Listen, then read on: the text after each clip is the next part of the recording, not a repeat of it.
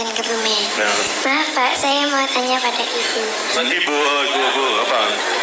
Ibu, ini ibu. Apa? Ya, apa tak? Tanya apa? Bu, menurut Ibu, anak yang sehat dan baik serta bahagia itu yang bagaimana? Yang sehat dan baik itu yang bagaimana? Yang sehat, yang baik. Ya. Anak yang sehat dan baik itu adalah anak yang tidak sakit-sakitan, ya toh?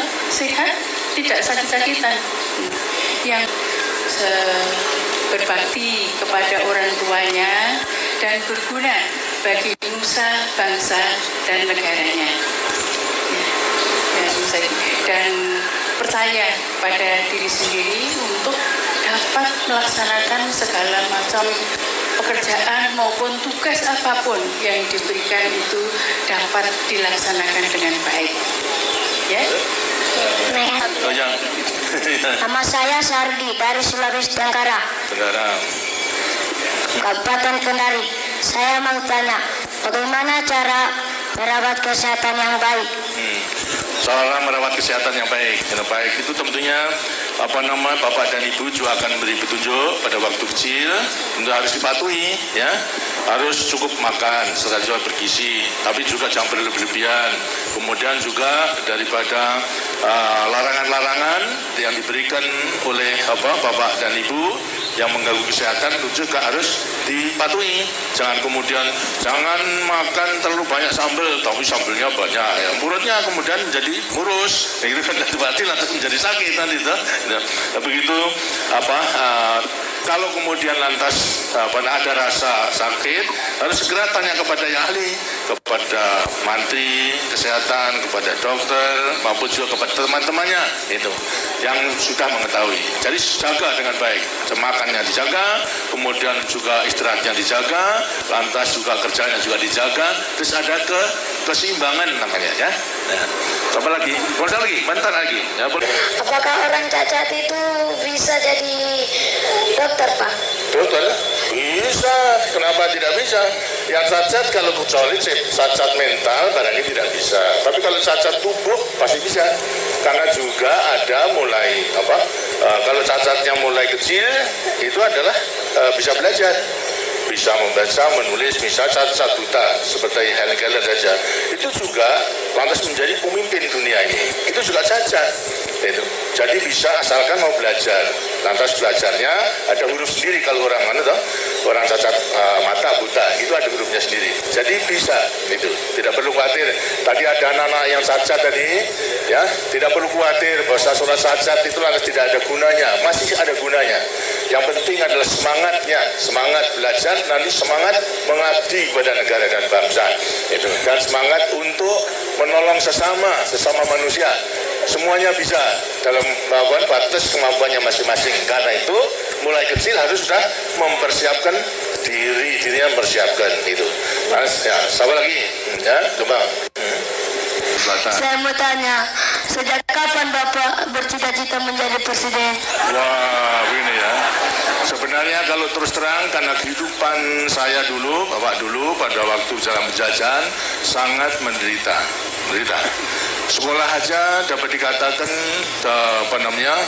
tidak mudah. Gitu. Satu desa itu yang sekolah hanya saya sendiri, lainnya tidak. Begitu pula mengenai keadaan. Dan kehidupan pada waktu itu memang tidak mudah. Tidak hanya sekolah, tapi untuk hidup sehari-hari pun juga susah. Tidak seperti sekarang. Kamu itu sudah menikmati daripada hasil perjuangan dan hasil pembangunan. Cita-cita saya pada waktu itu hanya ingin berjuang saja. Berjuang untuk membebaskan diri dari penjajahan. Dan ini telah berhasil, sekarang berjuang untuk mengisi kemerdekaan itu. Jadi terus terang saya tidak mempunyai cita-cita menjadi presiden, gitu. Nah, jadi hanya kemudian secara kebetulan kemudian di tengah jalan berjuang ini rakyat mempercayai pada saya untuk menjadi presiden. Itu jadi lain. Kalau kamu boleh cita-cita, tapi dulu saya tidak mungkin untuk bercita-cita menjadi presiden itu tidak mungkin, gitu. Tapi toh di tengah jalan jalan perjuangan Tuhan mengizinkan pada saya dengan dukungan rakyat saya menjadi presiden gitu ya. Terima kasih. Terima kasih. Lagi ya. Apa? Nama saya Hamli dari Provinsi Sulawesi Tengah, Kabupaten Bangkai. Saya mau tanya, mengapa presiden di Indonesia cuma satu, padahal Indonesia sangat luas? Ya terang itu. Nanti kalau presiden itu hanya satu untuk memimpin negara dan bangsa itu. Kalau sampai 2-3 itu nanti lantas tidak bisa berjalan dengan baik. Banyak pemimpin, banyak kapten, kemudian lantas ya negara menjadi rusak gitu. Tapi terang bahwasanya presiden yang satu ini hanya melaksanakan apa yang diputuskan oleh rakyat ya, melewati MPR menentukan garis besaran negara. Walaupun satu tapi sebetulnya terikat kepada garis besaran negara, terikat kepada Pancasila, terikat pada Undang-Undang Dasar 45. Jadi memang tidak boleh, menurut undang-undangnya memang hanya satu, tidak boleh satu aja hanya untuk 5 tahun. Setelah 5 tahun boleh dipilih lagi untuk berapa? 5 tahun. Setelah 5 tahun kemudian atas pertanggungjawaban bisa juga dipilih lagi untuk berapa? 5 tahun. Begitu seterusnya ya. Nah, kenapa kamu tanya begitu? Kenapa? Siapa kamu tanya begitu? Siapa yang suruh soalnya? Karena hanya ingin tahu saja. Nah, kalau di rumah juga begitu, kan tidak ada bapak 2-3, ya kan? Bapaknya kan yang satu toh. Nah, ya, yang memimpin rumah tangga ini bapak, hanya satu juga. Ya. Sama lagi ini, ya. Ini yang tadi kan ya. Nama saya Sakina dari Kalimantan Selatan, Kota Madia, Banjarmasin. Saya mau tanya Pak, apa wanita itu bisa jadi presiden? Bisa sama hanya itu, sama, boleh. Dan harus sekolah di mana Pak? Hah? Sekolah sama saja persyaratannya, menjadi pemimpin yang mampu menguasai ilmu pengetahuan dan juga bertabiat baik itu, serta berpegang teguh kepada dasar-dasar perjuangan kita, Pancasila, Undang-Undang Dasar 45, garis besar negara, dan mengabdi kepada negara dan bangsa. Jadi boleh saja itu. Kamu juga boleh menjadi cita-cita menjadi presiden. Kalau tidak menjadi presiden Republik Indonesia, yang menjadi presiden salah satu perusahaan itu bisa banyak.